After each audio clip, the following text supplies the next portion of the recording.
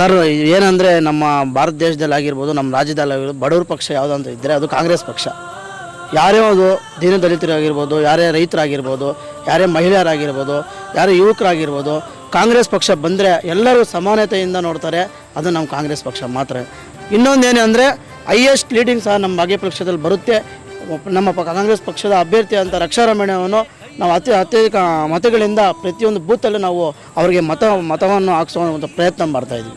MS Ramaiah family ಅಂದರೆ ಈ ಕಡೆ ಎಲ್ಲ ಫೇಮಸ್. ರಕ್ಷಾರಾಮಯ್ಯವರಾಗಿರ್ಬೋದು, ಮತ್ತು ಅವ್ರ ತಂದೆ ಅಂತ ಸೀತಾರಾಮಣ್ಣ ಆಗಿರ್ಬೋದು, ಮತ್ತು ಅವ್ರ ದೊಡ್ಡಪ್ಪ ಜಯರಾಮಣ್ಣ ಆಗಿರ್ಬೋದು, ಎಷ್ಟೋ ಒಂದು ದೇವಸ್ಥಾನಗಳಾಗಿರ್ಬೋದು, ಯುವಕರಿಗಾಗಿರ್ಬೋದು, ಮತ್ತು ಆರೋಗ್ಯ ವಿಚಾರದಾಗಿರ್ಬೋದು, ಪ್ರತಿಯೊಂದಕ್ಕೂ ತಮ್ಮದೇ ಆದಂಥ ಒಂದು ಸೇವೆಯನ್ನು ಈ ಒಂದು ಭಾಗದಲ್ಲಿ ಮಾಡ್ತಾಯಿದ್ದಾರೆ.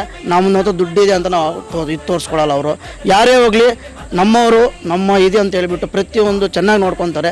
ಅಂಥವರು ಸಂಸದರಾದರೆ ನಮ್ಮ ಭಾಗದಲ್ಲಿ ಅನೇಕ ನೀರಾವರಿ ಯೋಜನೆಗಳು ಬರಬೇಕಾಗಿದೆ. ಆ ಯೋಜನೆಗಳೆಲ್ಲ ಬರುತ್ತೆ.